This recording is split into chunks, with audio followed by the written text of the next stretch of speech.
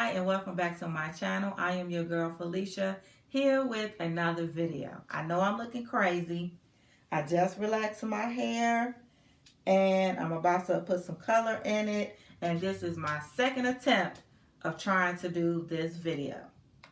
If you are new to my channel, welcome. My name is Felicia and this is a channel where I'm actually still trying to figure it out. I give you hair, I give you fashion, I give you makeup and beauty tips, and I'm also trying to ease in a little current events, which is what I'm going to do today. So the last time I did a hair video, I was molding my hair and talking about the show Pose. And I kind of like that flow, and so I want to do it again. This time I am going to be coloring my hair with the Beautiful Collections Rich Walnut. This is the Advanced Gray Solution.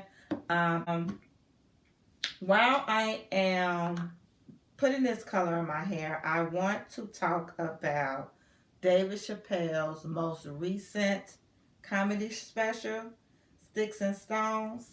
First, what I'm doing is just taking a little Vaseline or petroleum jelly, and I'm going to put that around my forehead just to protect my skin so that the color does not fade onto my skin. So David Chappell, if you guys did not know, did another Netflix special, and it was called Sticks and Stones.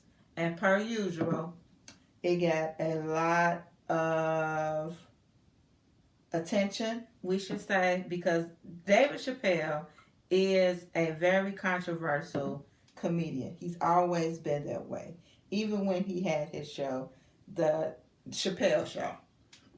And it's funny to me how people kind of get up in arms or they get so offended by his comedy specials, when to me he's not doing anything that he's already done. I mean, if you watch the Chappelle Show, you know David Bixby. He was the guy, the black man who wanted to be a part of the KKK. I mean, he just had a lot of controversial things on the show. He did R. Kelly when the whole video, his first video came out, and it alleged that he peed on someone, and I'm going to pee on you. Like, come on, y'all. We know David Chappelle. Like, he does not care about what he says or being controversial.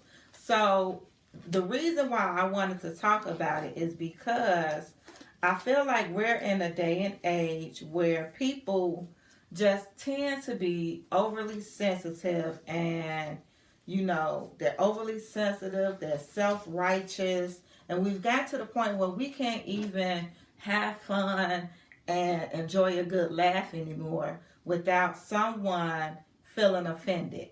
So I saw a few other YouTubers do videos, and they were talking about how controversial it was. And initially, I was going to go with that approach of talking about people doing commentary on it. But I just decided that I'm just going to give my 2 cents about it and keep it moving, all while coloring my hair. So I'm just adding this color to my hair, and I'm really focusing on the ends, because the ends of my hair, since I've been trying to get, go from blonde to brown, the ends of my hair has just had a hard time with taking color. So that's what I'm doing here. And I'm also going to make sure that I get those parts where I am gray. So let's talk about it. My favorite part of the show was when he talked about buying guns and having to shoot the drug addicts that came in his house. To me, that was my most favorite part, and it's crazy because you don't hear a lot of people talking about that. To me, that was funny. Buckshot, buckshot, buckshot. Like, that to me was funny. Another one of my favorite bits in the show was when he talked about, of course, Jussie Smollett, the Paris actor who got attacked in Chicago. Wink, wink. I thought that was funny. And it's crazy to me that, like, to me, those are classic jokes. Those are jokes that you can talk about and repeat, and like they would just last forever because nobody's ever gonna forget the whole Smollett fiasco. So I think, to me, like, those were the things that he should have gotten big ups for. Those are the things that people should have been talking about and repeating. But of course, in the age that we are now, they didn't. So I saw one person on the show, one person on their channel, talk about his opening bit, which was with the Anthony Bourdain committing suicide, and then he talked about a friend of his who was well off. Well, not well off. I take that back. He talked about a friend of his who had an opportunity to do well, and he kind of blew it and lost everything, and how he's still alive. And this person took the joke as he was trying to say that famous or rich people have it so hard that they have to kill suicide. And I'm like, that's that's not even what he said. That I didn't even take the joke that way. But it just goes to show how sometimes people look to find ways to make something seem more harder or more controversial than it what really was. And that wasn't even the like I said, that wasn't even the gist of the joke. Now, that wasn't one of my favorite part of the shows, but I mean the delivery of it was pretty good. Like he said, I was like, I don't know what to tell you, brother. Kill yourself. Like, and no one would actually say that, but it's like it was just, I'm not finna explain this man's jokes. To me, that wasn't one of my favorite jokes, but I still don't see why people were up in arms about it. I understand that mental health is real. I understand that suicide is real, but the comedian's job is to take things that are serious like that are heavy, and make it light. Another joke that he did, or another bit that he did that got a lot of controversy about it, was, of course, his LGBTQ jokes. That was one of my favorite bits. I thought that it was funny. I thought that it was delivered well. And honestly and truthfully, I think that it has some truth to it. We all know that within the LGBTQ community, they do have their own prejudice against each other. And so I thought it was funny the way he delivered it, why he had them all in a car, and then he had the queer person on the outside of the car. To me, I thought it was funny.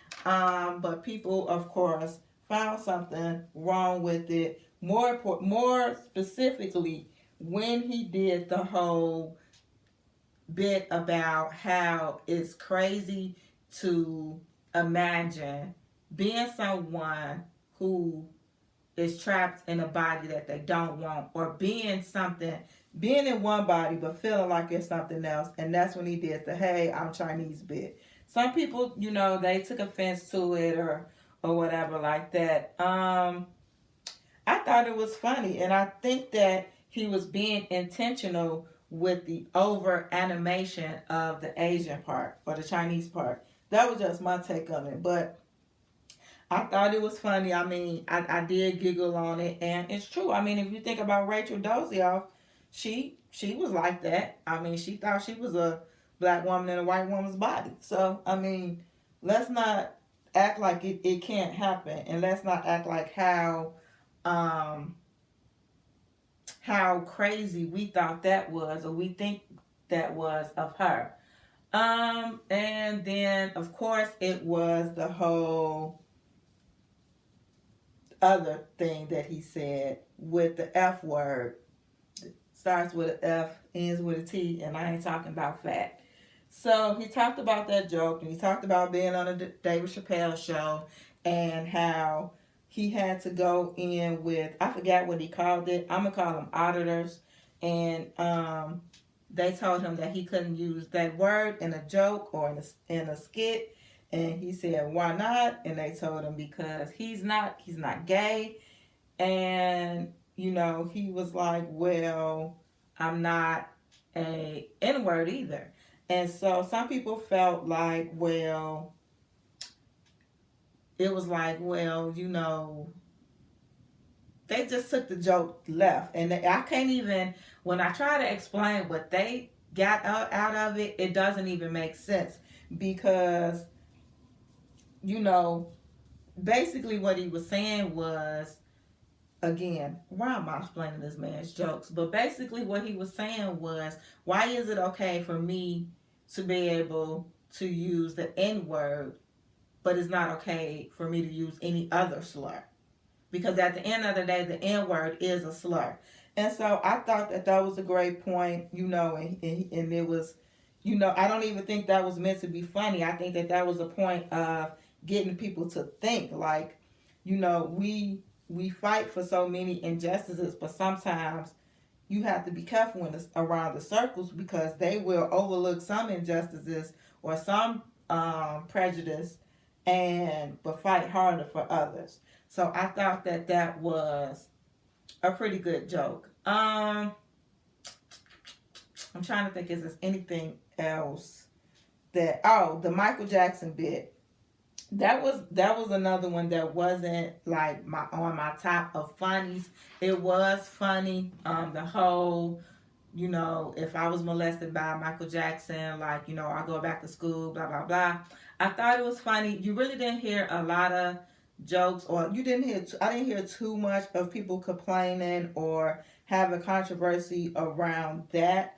It did make me a little bit uncomfortable, but you know, it was one of those things where even if the joke made you uncomfortable, the way that it was delivered and what was said still made you laugh.